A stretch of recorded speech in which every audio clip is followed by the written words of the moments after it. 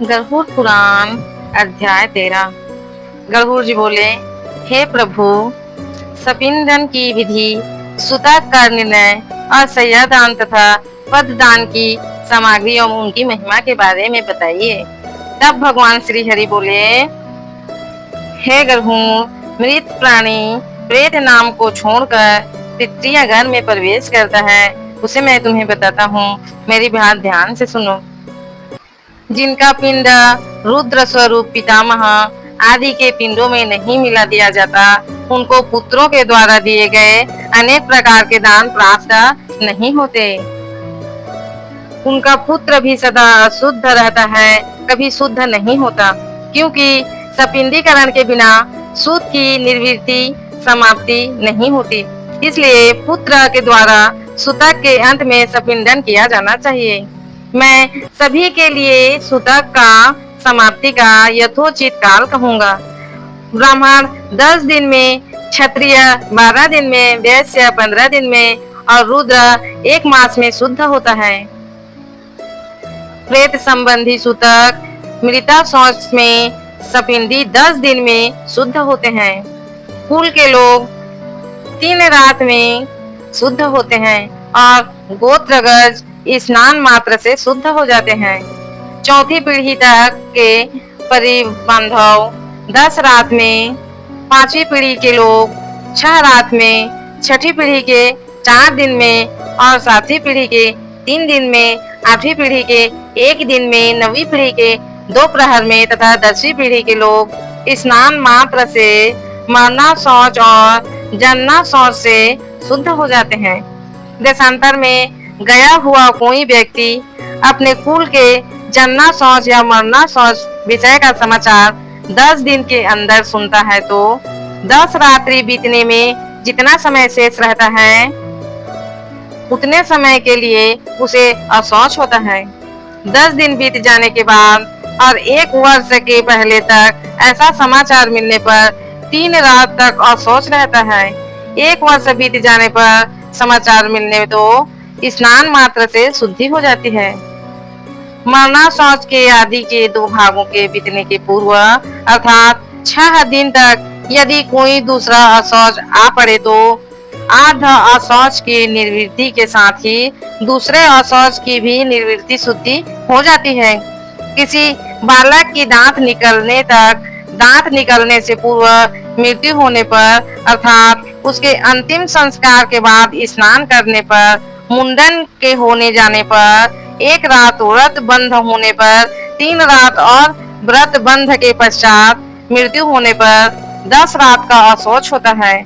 जब तक किसी भी वर्ण की कन्या मृत्यु जन्म से लेकर 27 महीने की अवस्था तक हो जाए तो सभी वर्णों में समान रूप से 7 अशौच की निर्वृत्ति हो जाती है।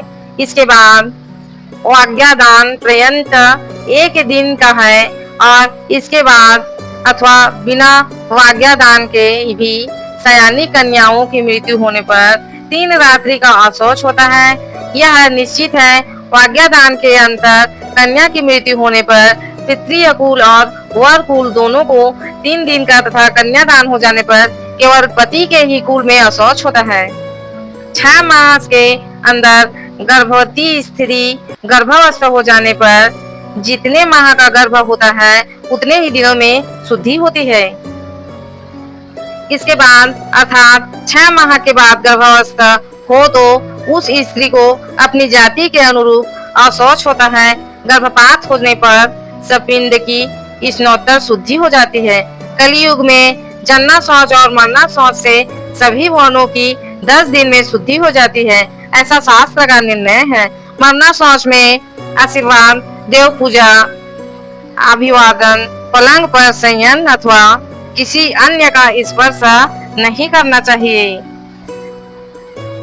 जो व्यक्ति सूतक में नित्य नैमित्तिक अथवा काम्य कर्म करता है, उसके द्वारा पहले किए गए नित्य नैमित्तिक आदि कर्म विनष्ट हो जाते हैं।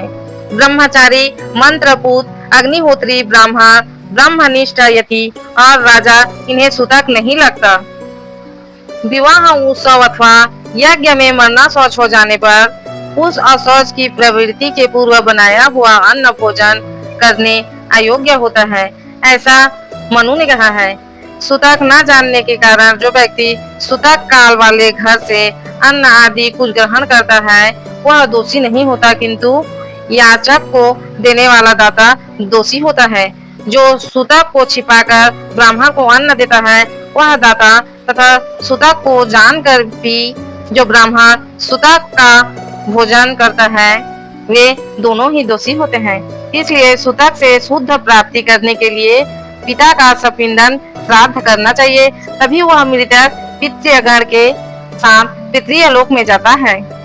तत्वदर्शी मुनियों ने 12वें दिन 3 पक्ष में 6 मास में अथवा 1 वर्ष पूर्ण होने पर सपिंडीकरण कहा गया है। हे गरुण, मैं तो शास्त्र धर्म के अनुसार चारों वर्णों के लिए 12वें दिन की सपिंडीकरण करने के लिए कहता हूँ। इंद्र सहित सभी देवता शय्यादान की प्रशंसा करते हैं, अतः मृतक के उद्देश्य से उसकी मृत्यु के बाद अथवा जीवन काल में भी शय्या प्रदान करनी चाहिए। शय्या सुदीन काष्ठ की सुंदर एवं विचित्र चित्रों से चित्रित दीन रेशमी सूतों से बनी हुई तथा स्वर्ण पत्रों से अलंकृत हो। श्वेत रुई के गद्दे, सुंदर तकिए तथा चादर से युक्त हो एवं पुष्प गंध आदि द्रव्यों से सुवासित हो। वह सुंदर बंधनों से भली भांति बंधी हुई हो और पर्याप्त विशाल हो तथा सुख प्रदान करने वाली हो। ऐसी शैया को बनाकर फूस या दरी चादर युक्त भूमि पर रखें। उस शैया के चारों ओर छाता, चांदी का दीपायल, चंवर, आसान और पात्र, भृंगार, झाड़ी या कलश, गड़वा, दर्पण, 5 रंगों वाला चंदवा तथा शयनोपयोगी और सभी सामग्रियों को यथा स्थान स्थापित करें। उस शैया के ऊपर सभी प्रकार के आभूषण, आयुध तथा वस्त्र से युक्त स्वर्ण की श्री लक्ष्मी नारायण की मूर्ति स्थापित करें। सौभाग्यवती स्त्री के लिए दी जाने वाली शैया के साथ प्रयुक्त वस्तुओं के अतिरिक्त काजल, महावर, वस्त्र, आभूषण तथा सौभाग्य द्रव्य आदि सब कुछ प्रदान करें। ब्राह्मण को गंध पुष्प आदि से अलंकृत करें। ब्राह्मणी को कर्णाभरण, अंगुलियक, अंगूठी और सोने के कंठसूत्र से विभूषित करें। उसके बाद ब्राह्मण को साफा, दुपट्टा और कुर्ता पहनाकर श्री लक्ष्मी नारायण मूर्ति के आगे सुख शैया पर बिठाएं। कुमकुम और पुष्पमाला आदि से श्री लक्ष्मी नारायण की भली भांति पूजा करें। तदंतर लोकपाल, नवग्रह देवी और विनायक की पूजा करें। उत्तराभिमुख होकर अंजलि में पुष्प लेकर ब्राह्मण के सामने स्थित होकर मंत्र का जाप करें। हे कृष्णा, जैसे क्षीर सागर में आपकी शैया है वैसे ही जन्म जन्मांतर में भी मेरी शैया सुनी ना हो। इस प्रकार प्रार्थना करके विप्र और श्री लक्ष्मी नारायण को पुष्पांजलि चढ़ाकर संकल्प पूर्वक सभी सामग्रियों के साथ व्रतोपदेशक ब्रह्मवादी गुरु को शैया दान दें और कहें, हे ब्राह्मण, इस शैया को ग्रहण करो।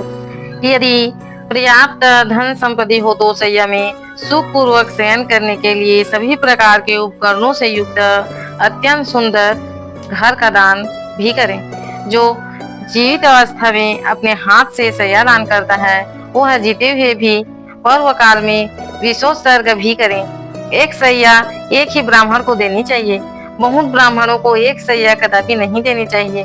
यदि वह शैया विभक्त अथवा विक्रय करने के लिए दी जाती है तो वह दाता के आधा पतन का कारण बनती है।